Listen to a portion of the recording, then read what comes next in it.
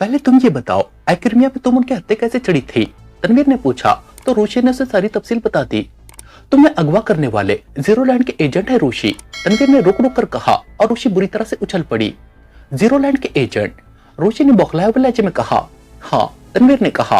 ओ तो क्या मैं जीरोलैंड में हूँ? रूशी ने कहा। नहीं, ये जीरोलैंड का एक जलिया हेडक्वार्टर है, फ्रांस को हेडक्वार्टर। तुम और मैं इस हेडक्वार्टर में मौजूद है और ये हेडक्वार्टर कोई आम हेडक्वार्टर नहीं है, तनवीर ने जवाब देते हुए कहा। आम हेडक्वार्टर से तुम्हारी क्या मुराद है? रूशी ने पूछा। जिस तरह मुजरिमों और दुश्मनों के हेडक्वार्टर होते हैं, ये उनसे कतई मुख्तलिफ और अनोखा हेडक्वार्टर है, जहां सारे का सारा निजाम कंप्यूटराइज और जदीद साइंस के तहत काम करता है। इस हेडक्वार्टर का सबसे अनोखापन खला में होना है। हम इस वक्त जमीन से हजारों लाखों किलोमीटर दूर खला में मौजूद है, तनवीर ने कहा और फिर वो रूशी को तफसीलात बताने लगा, जिसे सुनकर रूशी की आंखें हैरत से पहलती चली गई। ओ मेरे खुदा, मैं तो कभी ख्वाब में भी नहीं सोच सकती थी कि मैं खला में हूँ, रूशी ने हैरत भरे लहजे में कहा। चलो आप तो सोच सकती हो ना, तनवीर ने हंसकर कहा। क्या तुम्हें यकीन है कि इमरान अपने दूसरे साथियों के साथ तुम्हें और डॉक्टर इरशाद को छुड़ाने के लिए यहाँ आएगा? रूशी ने कहा। क्यों, क्या तुम्हें यकीन नहीं है? तनवीर ने कहा। नहीं, ये बात नहीं है, रूशी ने कहा। तो फिर? तनवीर ने पूछा। हम खला में हैं, क्या इमरान के लिए खला में इस फ्रांस को हेडक्वार्टर तक पहुंचना आसान होगा? तुम खुद ही तो बता रहे हो कि इस हेडक्वार्टर का निजाम कंप्यूटराइज्ड और साइंसी तौर पर काम कर रहा है, रूशी ने कहा। मैंने इमरान को यहाँ की मालूमात और तस्वीर फराहम कर दी है, वो यहाँ सोच समझकर और हर तरह के हिफाजती इंतजाम करके आएगा, तनवीर ने कहा। खुदा करे कि ऐसा ही हो, रूशी ने दुआया लहजे में कहा। एक मिनट, अचानक तनवीर ने चौंकते हुए कहा। क्या हुआ? रूशी ने पूछा।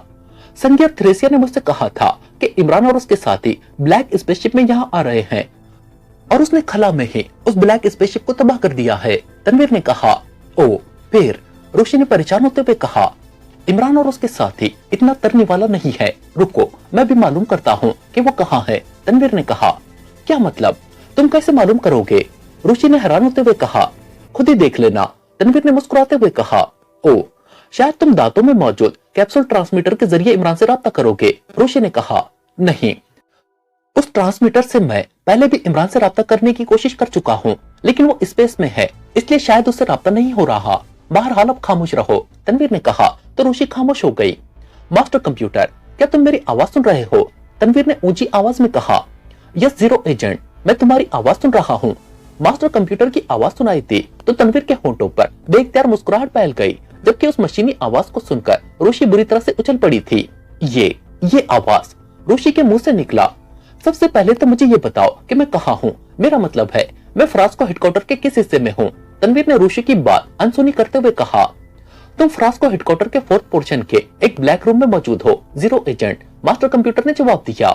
ओ ठीक है, क्या संगी और थ्रेसिया यहाँ से मेरी आवाज सुन सकते हैं? तनवीर ने पूछा। नहीं, वो कंट्रोल रूम में मसरूफ हैं। ब्लैक रूम से आपकी आवाज मेरे सिवा कोई नहीं सुन सकता, मास्टर कंप्यूटर ने जवाब दिया। गुड, अब ये बताओ कि इस जगह रोशनी का इंतजाम हो सकता है? तनवीर ने कहा। Yes zero agent, master computer ने कहा। तो लाइट ऑन करो, मुझे तुमसे जरूरी बातें करनी है, तनवीर ने कहा और उसी लम्हे चटक चटक की आवाजों के साथ अचानक वहां तेज रोशनी फैल गई। तेज रोशनी में उनकी आंखें चुंधिया सी गई थी। जब तनवीर की आंखें देखने के काबिल हुई तो उसने रूशी को अपने करीब बैठे देखा। वो दोनों एक डब्बे नुमा बंद कमरे में मौजूद थे, जहां उनके सिवा और कोई नहीं था और न वहां इस्तेमाल की कोई चीज दिखाई दे रही थी। रूशी के करीब एक वाइट गन पड़ी थी, जिसे देखकर रूशी ने फौरन उसे उठा लिया था। मास्टर कंप्यूटर, क्या तुम जानते हो कि जमीन से एक ब्लैक स्पेसशिप फ्रांस को हेडक्वार्टर की तरफ आती दिखाई दी थी? तनवीर ने कहा। यस जीरो एजेंट, उस ब्लैक स्पेसशिप के बारे में कमांडर संगी को मैंने ही इन्फॉर्म किया था, मास्टर कंप्यूटर ने जवाब दिया। ओ, कहाँ है वो स्पेसशिप और किस पोजीशन में है? तनवीर ने पूछा। ब्लैक स्पेसशिप को नाकारा बना दिया गया है, अब वो स्पेस में भटक रही है, जीरो एजेंट, मास्टर कंप्यूटर ने जवाब दिया। तो उसका जवाब सुनकर तनवीर और रूशी दोनों चौंक उठे। ओ, क्या ब्लैक स्पेसशिप पर अटैक किया गया था? तनवीर ने पूछा। यस जीरो एजेंट, कमांडर संगी ने ब्लैक स्पेसशिप की तबाही के लिए 20 स्टारशिप्स भेजी थी, लेकिन ब्लैक स्पेसशिप ने उन 20 की 20 स्टारशिप्स को तबाह कर दिया था, मास्टर कंप्यूटर ने कहा। मुझे तफसील बताओ, तनवीर ने कहा। तो मास्टर कंप्यूटर उसे ब्लैक स्पेसशिप और स्टारशिप्स के हमले और दूसरी तफसील बताने लगा। क्या ब्लैक स्पेसशिप की बैटरियां तुमने ब्रेक डाउन की है? सारी तफसील सुनकर तनवीर ने पूछा। यस जीरो एजेंट, मैंने कमांडर संगी के हुक्म से ऐसा किया है, मास्टर कंप्यूटर ने कहा, क्या तुम दोबारा उन बैटरियों को चार्ज कर सकते हो? तनवीर ने पूछा। Yes zero agent, master computer ने कहा। तो सुनो, मैं जीरो एजेंट तुम्हें हुक्म देता हूँ कि ब्लैक स्पेसशिप की तमाम बैटरियों को दोबारा चार्ज करो और ब्लैक स्पेसशिप को फ्रांसिस्को हेडक्वार्टर आने की क्लियरेंस दे दो। संघीय और थ्रेसिया के साथ साथ किसी को भी अब उस ब्लैक स्पेसशिप के बारे में मालूमात नहीं मिलनी चाहिए। उस स्पेसशिप को तुम खामोशी से फ्रांसिस्को हेडक्वार्टर में लाओगे और जब ब्लैक स्पेसशिप फ्रांसिस्को हेडक्वार्टर पहुंच जाए तो उसकी तिला मुझे दोगे, सिर्फ मुझे। तनवीर ने कहा। Yes zero agent, master computer ने कहा। अगर किसी भी तरह संघीय और थ्रेसिया को उस ब्लैक स्पेसशिप के फ्रांसिस्को हेडक्वार्टर में आने का पता चल जाए तो तुम शिप और शिप में मौजूद तमाम अफराद की हिफाजत करोगे और उन पर किसी भी किस्म का कोई अटैक नहीं होने दोगे। तनवीर ने कहा। यस जीरो एजेंट, मैं आपकी हिदायत पर अमल करूंगा, मास्टर कंप्यूटर ने जवाब देते हुए कहा। तो जल्दी करो, देर क्यों कर रहे हो? तनवीर ने कहा। तो मास्टर कंप्यूटर ने फिर यस जीरो एजेंट कहा और वहां चंद लम्हों के लिए खामोशी छा गई। ये क्या चक्कर है तनवीर?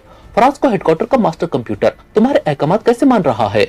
रुचि ने मास्टर कंप्यूटर के खामोश होने पर हैरान होते हुए तनवीर से पूछा। तो तनवीर ने उसे सारी तफसील बता दी। Good show Tanvir, really good show, तुमने तो कमाल ही कर दिया है। जीरो लैंड के मेन हेडक्वार्टर पर तुम्हारा कब्जा है, मास्टर कंप्यूटर पर तुम्हारा कंट्रोल है, फिर तो तुम यहाँ कुछ भी कर सकते हो। रुचि ने खुश होते हुए कहा। ये मेन हेडक्वार्टर नहीं, जीरो लैंड का सब हेडक्वार्टर है। तनवीर ने मुस्कुराते हुए कहा। जो भी है, इस हेडक्वार्टर का कंट्रोल तुम्हारे हाथ में होना बहुत बड़ी बात है। लेकिन रुचि कहते कहते रुक गई। लेकिन क्या? तनवीर ने चौंक कर कहा। अगर मास्टर कंप्यूटर का कंट्रोल तुम्हारे पास है तो तुम यहाँ क्या कर रहे हो? तुम्हें तो इस हेडक्वार्टर के मेन कंट्रोलिंग रूम में होना चाहिए था, रुचि ने कहा। घबराओ नहीं, कंट्रोलिंग रूम में पहुंचना हमारे लिए अब कोई मसला नहीं है, लेकिन मैं मास्टर कंप्यूटर से चंद जरूरी बातें मालूम करना चाहता हूँ। इसके अलावा इमरान और बाकी मेंबरान को लेकर ब्लैक स्पेसशिप भी यहाँ आ रही है, मुझे उन सबको बाहिफाजत यहाँ लाना है। फिर देखना मैं संघीय और थ्रेसिया के साथ क्या करता हूँ। मैंने इनको तिगनी का नाच न नचा दिया तो फिर कहना। तनवीर ने कहा। ब्लैक स्पेसशिप का सिस्टम ऑन कर दिया गया है zero agent, black spaceship Francisco headquarter की तरफ लाई जा रही है। इससे पहले कि रुचि कोई बात करती, मास्टर कंप्यूटर की आवाज सुनाई दी। ठीक है, ब्लैक स्पेसशिप के यहाँ आने में कितना वक्त लगेगा? तनवीर ने पूछा। उसे फ्रांसिस्को हेडक्वार्टर के 20 पॉइंट में आते आते 10 घंटे लग जाएंगे, मास्टर कंप्यूटर ने जवाब दिया। ओके, अब तुम मेरे चंद सवालों के जवाब दो, तनवीर ने कहा। Yes zero agent, master computer ने कहा। ये बताओ जीरो लैंड कहाँ है? तनवीर ने पूछा। Sorry zero agent, zero land के बारे में मेरे पास कोई डेटा फीड नहीं है, मास्टर कंप्यूटर ने कहा। ओ, क्या तुम्हें ये भी नहीं मालूम कि जीरो लैंड खला में है या जमीन के किसी हिस्से पर? तनवीर ने पूछा। नो जीरो एजेंट, मेरे पास कोई इंफॉर्मेशन नहीं है, मास्टर कंप्यूटर ने जवाब दिया। तो तनवीर ने बेख्तियार होंठ भींच लिए। अच्छा ये बताओ, दुनिया पर हमला करने के लिए यहाँ जो स्पेस फोर्स तैयार की जा रही है, उस स्पेस फोर्स का मरकज कहाँ है? तनवीर ने पूछा। स्पेस फोर्स फ्रांसिस्को हेडक्वार्टर से 100 मील दूर ब्लैक सैटेलाइट में मौजूद है, मास्टर कंप्यूटर ने कहा। Black satellite? तनवीर ने चौंक कर कहा। यस, वो फ्रांसिस्को हेडक्वार्टर जैसा एक छोटा सा सियारा है जहाँ स्पेस फोर्स के लिए रोबोट्स और स्पेसशिप तैयार की जाती है, मास्टर कंप्यूटर ने जवाब देते हुए कहा। ब्लैक सैटेलाइट का इंचार्ज कौन है? तनवीर ने पूछा। वहाँ का सारा इंतजाम जीरो लैंड के एक बड़े साइंसदान डॉक्टर वॉल्टन के पास है, मास्टर कंप्यूटर ने कहा। डॉक्टर वॉल्टन? तनवीर ने कहा। यस, वही उस सैटेलाइट का तंजीमी और अमूरी इंचार्ज है जिसे कोड में ब्लैक एजेंट कहा जाता है, मास्टर कंप्यूटर ने कहा। ब्लैक सैटेलाइट में जाने के जराये क्या है? तनवीर ने पूछा। ब्लैक सैटेलाइट में जाने के लिए ज्यादातर लाइट बॉल्स का इस्तेमाल किया जाता है, लेकिन वहाँ ब्लैक स्पेसशिप और स्टारशिप्स भी ले जाई जा सकती है, मास्टर कंप्यूटर ने कहा। क्या उन शिप्स को ब्लैक सैटेलाइट में ले जाने के लिए कोई खास कोड इस्तेमाल किया जाता है? तनवीर ने पूछा। यस, स्पेसशिप्स के कंट्रोल पैनल पर चंद कोड लगाए जाते हैं, मास्टर कंप्यूटर ने जवाब दिया। वो कोड क्या है? तनवीर ने कहा। तो मास्टर कंप्यूटर ने उसे कोड बता दिए। अब मुझे ब्लैक सैटेलाइट के हिफाजती इंतजाम के बारे में बताओ, तनवीर ने कहा। ब्लैक सैटेलाइट का सारा हिफाजती इंतजाम साइंसी है। उस सैटेलाइट में जाने के लिए जिस स्पेसशिप को इस्तेमाल किया जाता है उसके बारे में ब्लैक एजेंट को पहले ही खबर कर दी जाती है।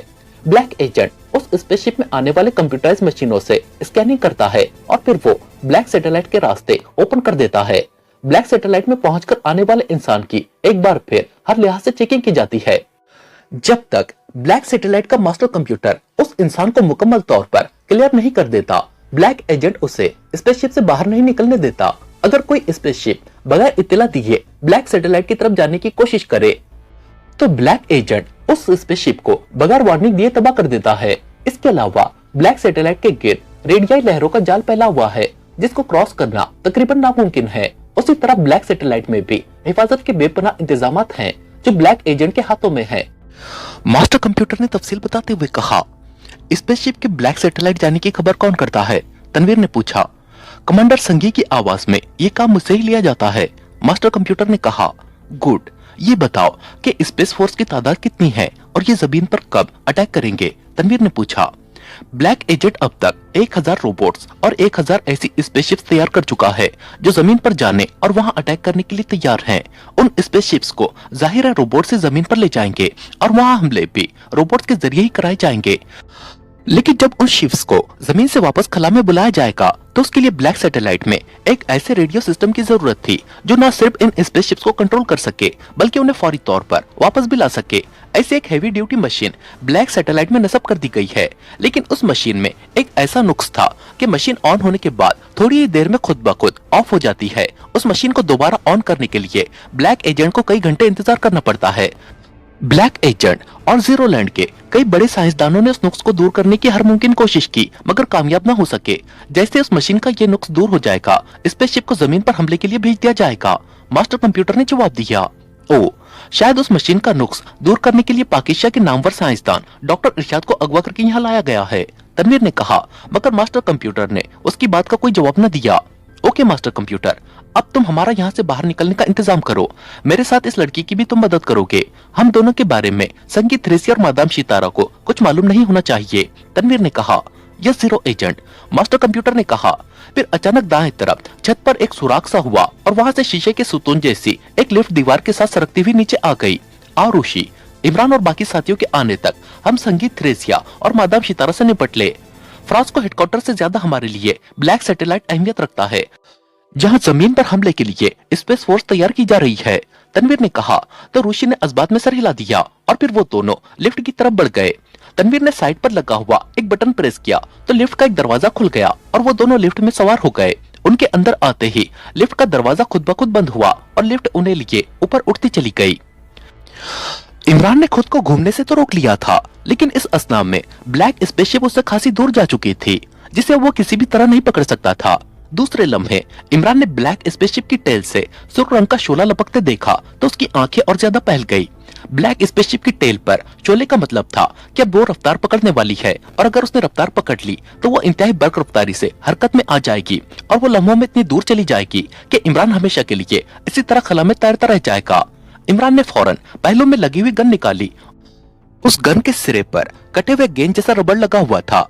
गन पर एक चरखी सी लगी हुई थी जिस पर बारीक तार लपटा हुआ था।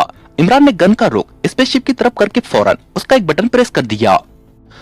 गन के सिरे से लगा हुआ कटे हुए गेंद जैसा रबड़ निकला और गोली की सी रफ्तार के साथ ब्लैक स्पेसशिप की तरफ बढ़ता चला गया। उस रबड़ के पीछे तार लगा हुआ था। रबड़ के आगे बढ़ने के साथ गन पर लगी हुई चरखी बिजली की सी तेजी से घूम रही थी। फिर वो रबड़ ब्लैक स्पेसशिप के दाएं विंग से जा लगा और विंग से यूं चिपक गया जैसे लोहा मैग्नेटिस से चिपकता है। रबड़ के विंग से चिपकते ही गन की चरखी रुक गई थी। अभी रबड़ ब्लैक स्पेसशिप से चिपका ही था कि यकलक ब्लैक स्पेसशिप इंतहाई तेज रफ्तारी से ऊपर उड़ती चली गई। ब्लैक स्पेसशिप के साथ ही इमरान भी उसके पीछे उड़ता चला गया। उसके हाथ में गन थी। गन से निकलने वाली तार और तार के सिरे पर लगा हुआ रबड़ क्योंकि ब्लैक स्पेसशिप के विंग के साथ चिपका हुआ था इसलिए इमरान भी ब्लैक स्पेसशिप के साथ उसी रफ्तार से ऊपर उड़ता जा रहा था। इमरान, इमरान, कहाँ हो तुम? इमरान। अचानक हेडफोन में इमरान को जूलिया की चीखती हुई आवाज सुनाई थी। ये क्या हो रहा है? स्पेसशिप को किसने ऑन किया है? इमरान ने चीखते हुए कहा। हमने इसे ऑन नहीं किया, ये खुद ब खुद ऑन हो गई है इमरान। सफदर इसे रोकने की कोशिश कर रहा है मगर इसका कहना है कि स्पेसशिप के सारे फंक्शन को रेडियो कंट्रोल कर दिया गया है। जूलिया की आवाज सुनाई थी। ओ ठीक है, तुम सब सीटों पर रहना और अपनी बेल्ट बांधे रखना। इमरान ने कहा। तुम अपने बारे में बताओ, क्या तुम खैरियत से हो? स्पेसशिप की मशीनरी तो ऑन हो गई है लेकिन इसकी सारी स्क्रीनें ऑफ हैं। जूलिया ने कहा। मैं खैरियत से हूँ, बेफिक्र रहो। इमरान ने कहा। उसने सीक्रेट सर्विस के मेंबरान को तो अपनी खैरियत से मुत्तला कर दिया था लेकिन वो जिस हाल में था वही जानता था। स्पेसशिप के साथ वो जिस तेज रफ्तारी से उड़ रहा था उसे शदीद अजियत का सामना करना पड़ रहा था। ये तो शुक्र था कि वो खला में था जहाँ हवा मौजूद न थी। अगर वहाँ हवा होती तो जिस तेज रफ्तारी से ब्लैक स्पेसशिप के साथ वो उड़ा जा रहा था हवा की रगड़ से अब तक उसके टुकड़े हो चुके होते। इमरान ने बर वक्त अकलमंदी से काम लेते हुए वायर गन का इस्तेमाल कर लिया था। अगर उसे एक लम्हे की भी देर हो जाती तो ब्लैक स्पेसशिप उससे हजारों किलोमीटर दूर चली जाती और वो खला में ही रह जाता। अब जैसा भी था, कम से कम वायर गन की वजह से वो ब्लैक स्पेसशिप के साथ ही था। उसने गन को मजबूती से पकड़ रखा था। गन से निकलने वाला तार गो के बेहद बारीक था, लेकिन वो बेहद मजबूत था, जिसका कम से कम टूटने का एहतमाल नहीं हो सकता था। इमरान ने दूसरे हाथ से भी गन को पकड़ लिया। फिर उसने गन की साइड में लगा हुआ एक बटन प्रेस किया तो गन की चरखी उल्टी घूमने लगी। उस चरखी के घूमने की रफ्तार बेहद कम थी, लेकिन चरखी के रिवर्स घूमने से इमरान का जिस्म ब्लैक स्पेसशिप के करीब होता जा रहा था। खला में होने की वजह से इमरान का जिस्म दाएं बाएं नहीं जुड़ रहा था, वो स्पेसशिप की सीध में ऊपर उठता जा रहा था। चरखी घूमती रही और इमरान का जिस्म ऊपर उड़ते उड़ते ब्लैक स्पेसशिप के नजदीक आ गया, यहाँ तक कि इमरान के हाथ उस विंग से आ लगे जिसके साथ वायर गन का रबर चिपका हुआ था। विंग के किनारों पर छोटे छोटे हैंडल से लगे हुए थे। इमरान ने एक हैंडल को पकड़ा और अपने जिस्म को घुमाकर अपने दोनों पैर विंग के दाएं सिरे पर फंसा लिए। उसने गन छोड़ दी थी। विंग के साथ लगे हैंडलों को पकड़ता हुआ वो स्पेसशिप की तरफ बढ़ने लगा। विंग के साथ शिप की बॉडी पर एक दरवाजा था। इमरान ने विंग के गोल हैंडलों में अपने दोनों पैर फंसाए और हाथ छोड़कर उल्टा हो गया। जोरदार झटका लगने से उसे अपने जिस्म की हड्डियां टूटती महसूस हुई, मगर उसने बर्क रफ्तारी से हाथ बढ़ाकर दरवाजे के साथ लगे हुए हैंडल को पकड़ लिया। सफदर, कंट्रोल पैनल का ओपन डोर वाला बटन प्रेस करो जल्दी, इमरान ने माइक में कहा। ओ यस, मैं ओपन कर रहा हूँ, सफदर की आवाज सुनाई दी। हरी अप, इमरान ने कहा। उसका जिस्म चूंकि मुड़ा हुआ था और विंग और स्पेसशिप की बॉडी के दरमियान में था, इसलिए इमरान को अपने जिस्म पर शदीद दबाव महसूस हो रहा था, जो स्पेसशिप की तेज रफ्तारी की वजह से महसूस हो रहा था। मैं कोशिश कर रहा हूँ इमरान साहब, लेकिन कंट्रोल पैनल काम नहीं कर रहा, सफदर की आवाज सुनाई दी। ओ, दोबारा कोशिश करो, इमरान ने कहा। नहीं इमरान साहब, यहाँ सारे का सारा सिस्टम जाम हुआ पड़ा है, बटन तो प्रेस हो रहे हैं, मगर सफदर की परेशान ज़दा आवाज सुनाई दी तो ये सुनकर इमरान ने बेख्तियार होंठ भींच लिए। उसने पैरों को अकड़ाते हुए दरवाजे से अपने हाथ हटा लिए और जिस्म का पूरा जोर लगाते हुए अपने जिस्म को ऊपर उठाया और विंग के ऊपर लगे एक आहनी रॉड को पकड़ लिया। फिर उसने विंग के हैंडलों से अपने पैर निकाले और सीधा हो गया। उसका जिस्म यकबारगी ऊपर उठा। इससे पहले कि उसका हाथ रॉड से छूट जाता, उसने दूसरे हाथ से अगले रॉड को पकड़ा और जिस्म को दबाव डालकर नीचे कर लिया। विंग के दाएं तरफ एक छोटा सा छज्जा सा बना हुआ था। विंग के ऊपर उसी तरह छोटे बड़े रॉड्स लगे हुए थे। इमरान उन रॉड्स को पकड़ता हुआ उस छज्जे की तरफ बढ़ने लगा। ऐसा करते हुए उसे शदीद मुश्किल हो रही थी। उसका जिस्म बार बार ऊपर उठ रहा था। जोरदार झटकों से एक लम्हे के लिए उसके हाथों से रॉड छूटते छूटते रह जाते, मगर इमरान हिम्मत हारने वालों में से नहीं था। वो बार बार जिस्म नीचे लाते हुए रेंगते हुए अंदाज में उस छज्जे की तरफ बढ़ रहा था। छज्जे के अंदर दो मोटी मोटी सलाखें लगी हुई थी। इमरान ने हाथ बढ़ाकर एक सलाख को पकड़ा और फिर दूसरी सलाख को पकड़ते हुए उसने अपने जिस्म को ऊपर घसीट लिया। उस छज्जे की तरफ आते ही उसे खला में जो शदीद दबाव महसूस हो रहा था वो कदरे कम हो गया। उसने अपने जिस्म को विंग के साथ उस अंदाज में प्रेस कर लिया कि चंद ही लम्हों में उसे अपना जिस्म दोबारा नॉर्मल और हल्का फुल्का महसूस होने लगा। इमरान, तुम कहाँ हो? हमें तुम्हारी बेहद फिक्र हो रही है, इमरान को जूलिया की इंतहा परेशान आवाज सुनाई दी। मेरी फिक्र मत करो, मैं ठीक हूँ। सफदर, तुम बताओ मेन स्क्रीन ऑन हुई है या नहीं? इमरान ने कहा। नहीं इमरान साहब, तमाम स्क्रीनें बदस्तूर ऑफ है। क्या मैं इन स्क्रीनों को ऑन करने की कोशिश करूं? सफदर ने कहा।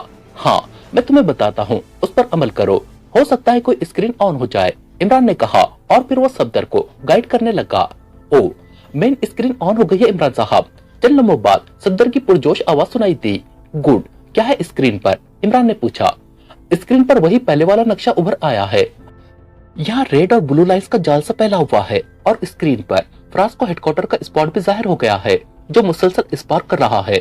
सफदर ने तफसील बताते हुए कहा। हमारी स्पेसशिप किस लाइन पर हरकत कर रही है? इमरान ने पूछा। हम ईस्ट जोन से ब्लू लाइन में दाखिल हो रहे हैं, जो 180 से फ्रांस हेडक्वार्टर की तरफ जा रही है, सफदर ने कहा।